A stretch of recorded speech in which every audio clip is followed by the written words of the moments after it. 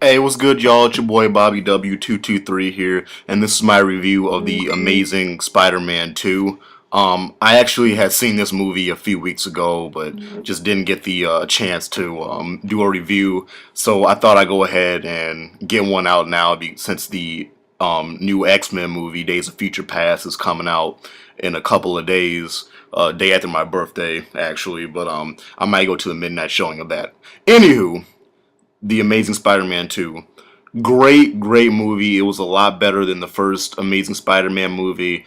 To me, had better pacing, better action. I thought that the, I guess, love connection, whatever, between Peter Parker and Gwen Stacy was a lot more, I guess, realistic. I don't know if that's the right word, but it was a lot more believable and things like that. I guess by now most people have seen it, so I mean it's not. I'm not really spoiling anything. And I guess the big thing in this movie, which everybody knows, is that Gwen Stacy dies. Obviously, that's the big thing in the comic books. And I'm assuming the next Spider-Man movie, Mary Jane will be in it because she was actually supposed to be in the Amazing Spider-Man 2, but they cut her parts because they wanted you to focus on the relationship between Gwen Stacy and Peter Parker. And I thought that was great. They graduated high school and they're kind of starting their young adult lives, and she's looking to go to school over in Europe and things like this. And of course, Peter doesn't want her to do that and leave her, but then obviously she ends up dying and blah blah blah. I guess the main villain of the movie was Electro, played by Jamie Foxx. All the most of the big action scenes, I should say, was between Electro and Spider-Man. Those were all great. I forget what Electro's main name is.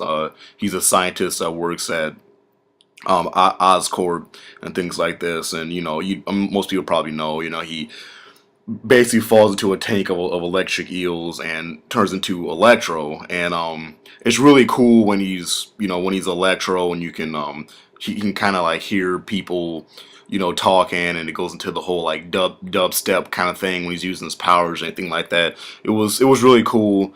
And then towards the end of the movie they incorporate Green Goblin, Harry Osborn, towards the end, and they kind of hint at the Sinister Six, Vulture and Doc Ock, and the whole gang, and things like this. So we get to see Green Goblin in this movie, and they don't kill him in this movie, obviously, because there's going to be more to come with his character. Some of the things I thought was pretty cool what they did, like with Spider-Man, and basically the reason why he could pretty much be the only person, at least right now, that can have these powers, is because his dad actually engineered those genetic spiders with his own blood. So basically, the only people that can get the spider powers from a spider bite from those spiders is anybody that's in the Parker bloodline. So pretty much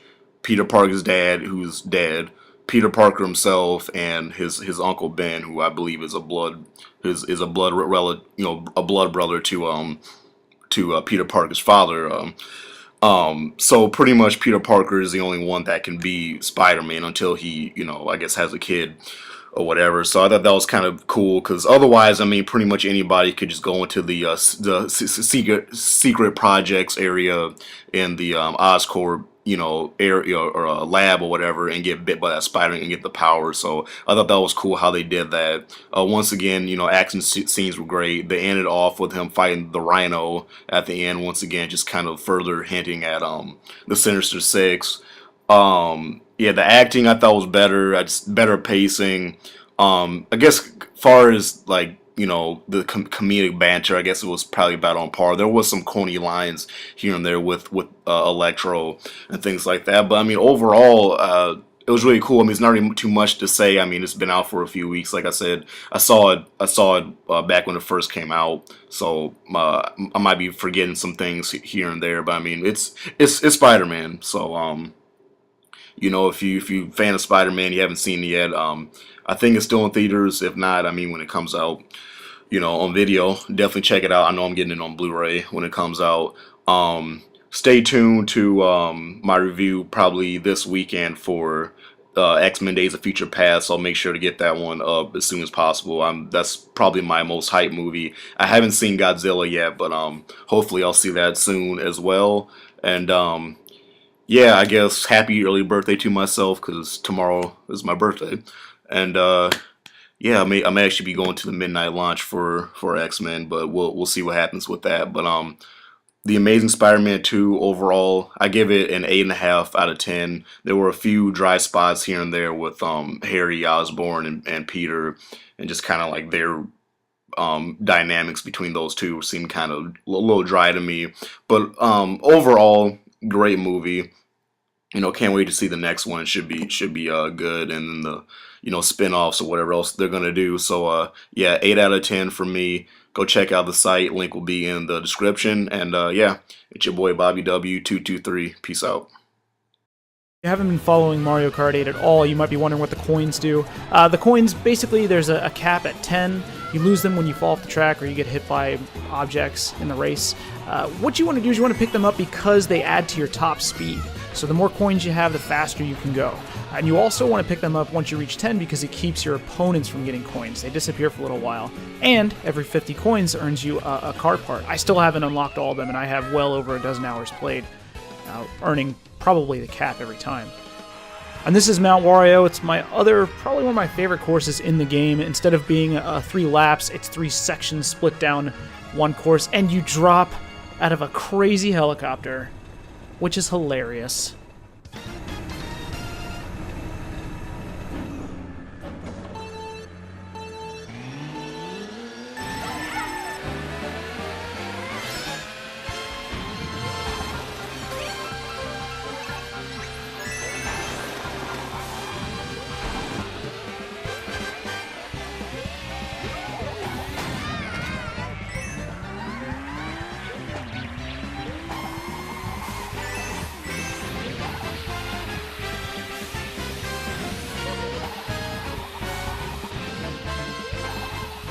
Alright, so for some visual statistics, this is 1080p running at 60 frames per second, and that holds when you go into split screen with 2 players.